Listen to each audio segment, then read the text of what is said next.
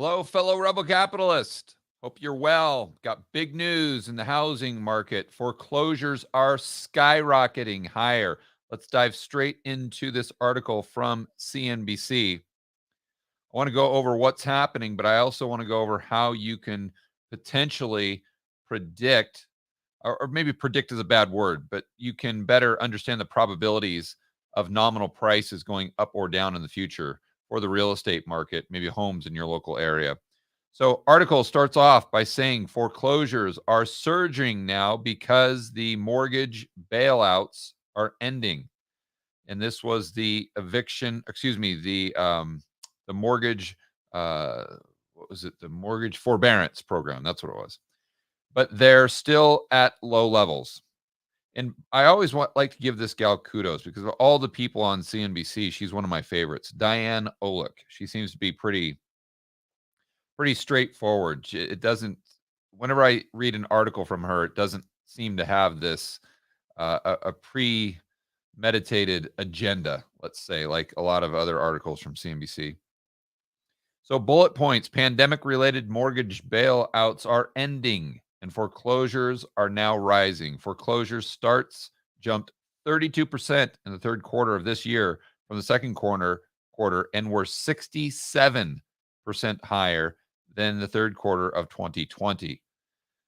That said, these numbers sound dramatic, but that's coming off a very, very, very low base. So historically, mortgages or foreclosures are still relatively low. The foreclosure numbers should stay relatively low because of aggressive modifications by lenders and also because of high levels of home equity. Right. So even if you're not able to make your payments because home prices have gone up so much, you basically got to bail out there too, because you can just put your home on the market, sell it, and most likely you have some sort of positive equity in there, which would allow you to, and not only that, positive equity, but you'd probably be able to sell your house in about 3 days. In fact, I just put up one of my rental properties in Kansas City. I listed that for sale. Was that last week, Josh? It was Friday, Angelique. Okay, Angelique, who manages that for me, is telling me it's Friday. Oh, it's Friday. So a week ago, and I think on the first day we had a full price offer. So it's that's the housing market we live in right now. So it would be very. I don't know how you would even go to foreclosure unless you were just completely incoherent. And the reason I say that is because I've purchased a lot of homes, especially in 2012, from people that were addicted to drugs. It was usually people that were addicted to drugs, and they'd own the home outright, but yet somehow it would still go to a tax foreclosure auction. So figure that one out. It's just they're so whacked out of their minds, and it's hard for people that are rational to understand that there's a lot of people out there that own homes that aren't in a state of mind where they can actually make rational decisions. But moving on down the article, mortgage lenders began the foreclosure process on 25,209 properties in the third quarter, a 32% increase from second quarter. Year-over-year basis, it's 67% increase from third quarter 2020, according to ATTOM, a mortgage data firm. Government and private sector relief programs allowed borrowers with financial difficulties to delay their monthly payments for up to 18 months. The missed payments could then be tacked onto the end of the loan period or repaid when the home was sold or the mortgage refinanced. The reason I wanted to highlight this is to illustrate how much people's purchasing power has gone up over the past, call it year and a half. In a moment, we're going to go over to the BEA website, which is the BEA, Bureau of Economic Analysis. This is Bureau of Economic Analysis, or BEA.gov is their website. And we're going to take a look at incomes. And that's only part of the equation, because if your income increases as a result of STEMI checks or this child tax credit, that's one thing, but your purchasing power can also increase if your expenses go down dramatically. So if I'm someone that, let's say, doesn't have a history of making solid financial decisions, and I'm thinking the housing prices are just going to go up and up and up, why would I pay more my mortgage? And I think this is really contributing to this phenomenon that we're seeing with people quitting or not going back to work, where the unemployment rate is still increasing significantly high, although the labor market in reality is extremely tight. And we see this because job openings are over 10 million. It got up to 11 million a couple weeks ago. And I believe that was an all time high in the United States. So we sit there and kind of scratch our head and say, well, how on earth can job openings be at all time highs and the unemployment rate still be at 5, 6%, whatever it is? And we have so many people that aren't even captured in the unemployment rate that just are choosing not to go to work. Well, if you've got some savings or if you've got some gains in cryptocurrency or the stock market, or your house has gone up in price, you're just sitting back, chilling, doing nothing, going to Louis Vuitton or out on a vacation to Las Vegas. And you don't care because your home price is increasing. You're not making your mortgage payments. The government said you didn't have to. So you have all of this additional disposable income. I think it's tough to quantify that, but I think that's definitely a variable. It definitely is contributing to this crazy economy that we see right now. So whether the increase is a prelude to a more serious problem or just a return to normal levels of foreclosures is one of the bigger debates going on inside the industry right now. So this is why I wanted to go over to the Bureau of Economic Analysis, because for most of you watching this video right now, your concern as well as the price of my house going to go up or down in the future. Or maybe you're someone that's a renter right now and you've held off on buying a house because you're like, it's a huge bubble and I'm going to wait for prices to come down. So if these programs are starting to tail off here, and if we're going to see fewer and fewer of them moving forward. And I say if because we've got a lot of these loan modifications, and you never know what crazy scheme the government, especially the Biden administration, is going to come out with next. So that's why I kind of say that tentatively. But assuming that these programs start to fall off and people actually have to make their mortgage payments, I think what you need to do is look at the personal income levels, because that's going to tell you if the foreclosures will go back up to their historic level. I think it was 40,000 per month. We had some stats in here. Yes, let me go back to these stats. In fact, I'll highlight them for you guys so you can see them. So historically, foreclosures about 40,000 a month, but they fell to as low as 3 to 4,000. So the question is, do they go back up to 40,000, which might or even exceed 40,000 because the economy is so distorted, in which case producing more downward pressure on nominal home prices. So I think the key there is to focus on personal incomes. What are personal incomes doing? And not really about jobs, because usually you could say, well, incomes might be, or most likely will be higher, or incomes most likely are going to be able to handle the mortgage payments in aggregate total. Now, I wouldn't look at employment at all, because just because someone isn't employed, it doesn't necessarily mean that their income isn't going up. As crazy as that sounds, because of all the transfer payments from the government.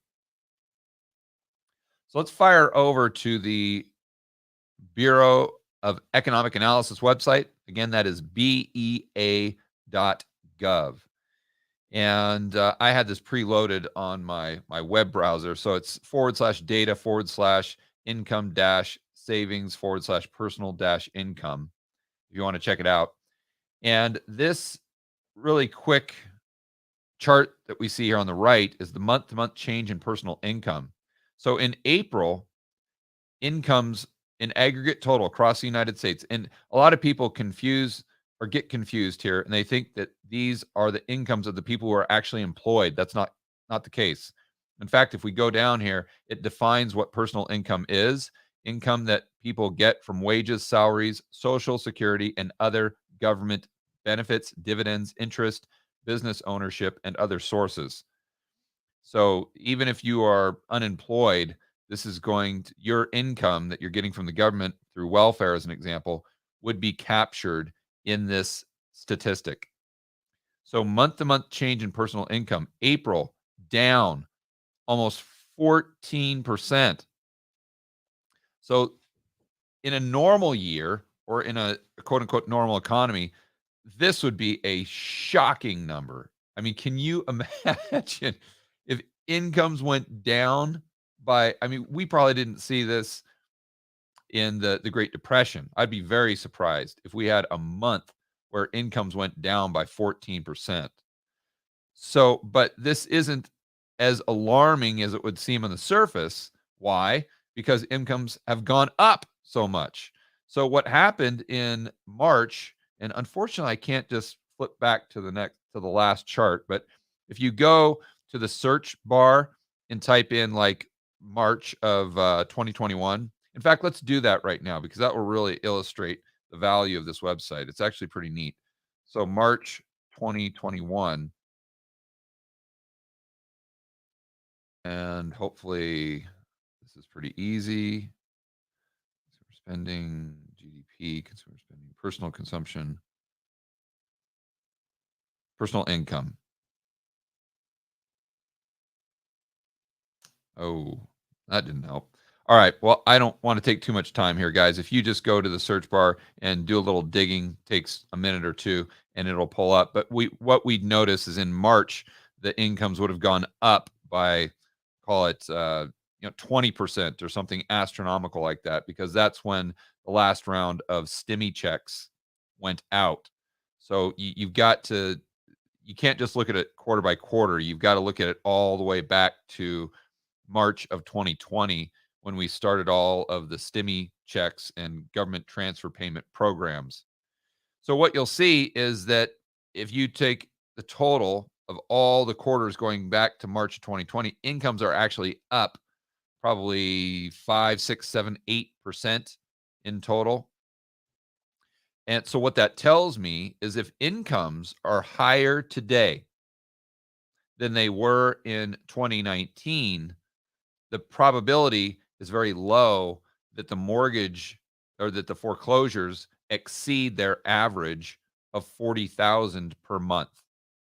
The only other variable that is in the equation that could play, or that could be a contributing factor to a great degree, would be interest rates.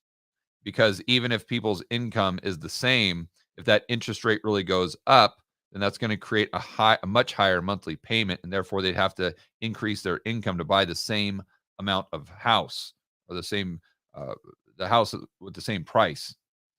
So then you say, well, George, that doesn't matter because people have 30-year fixed rate mortgages, so their monthly payments fixed. That's true, but you got to think about the people entering the market, the buyers, the current demand. So if current demand goes down, then again, that most likely would put downward pressure on nominal prices. So my point is, let's pay attention to the housing data, but if you want to try to really predict or determine the probabilities of nominal prices across the board going up or down in the future, you've got to look at personal incomes. Monitor them very closely, and that's going to give you a huge edge. All right, Josh, we got any super chats, buddy? Yugoslavia inflation, 1982, 40%, 1987, 167%, 1994, 313 million percent. And thank you for the intel, my friend. And so I think the main takeaway from this super chat that we can all learn from is the seeds of hyperinflation are always sown years in advance. If we look at Weimar Germany, the seeds of that hyperinflation were sown starting in 1914. But we actually didn't see the hyperinflation until 1923. And as a matter of fact, their currency actually appreciated went up in value against against gold the year and a half prior to their currency turning to toilet paper. So, I mean, most people are shocked to hear that. Uh, that that time span between about 1920, 1921 and a half or so, and I don't have a chart in front of me, but it's approximately that time. Their currency, the mark, actually appreciated in value against gold. And literally a year later, it was toilet paper. So that huge hyperinflation, that spike up that you saw just went exponential starting in 1923 or just before. So so most people would look at that chart and say, "Oh, well, their hyperinflation started in 1923." No, no, no, no, no. Nope. Their hyperinflation started in technically in 1914. They just saw the results of the hyperinflation of their monetary supply in 1923 expressed through consumer prices going parabolic. Okay, we got another one, Josh. Banks in the UK are allowed to buy up houses, which they can now rent out to the public. In Could this recent change in be a gift for when a central bank digital currency comes? A gift may be I don't know if I'd choose that word, but I think this could be a way they transition into this world of you'll own nothing and you'll be happy. Because, if people can't make their mortgage payment, I think once we have a central bank digital currency, we'll start to have programs that will bail out homeowners so they never have to take a loss, and those homes go into the balance sheet of the Fed as assets.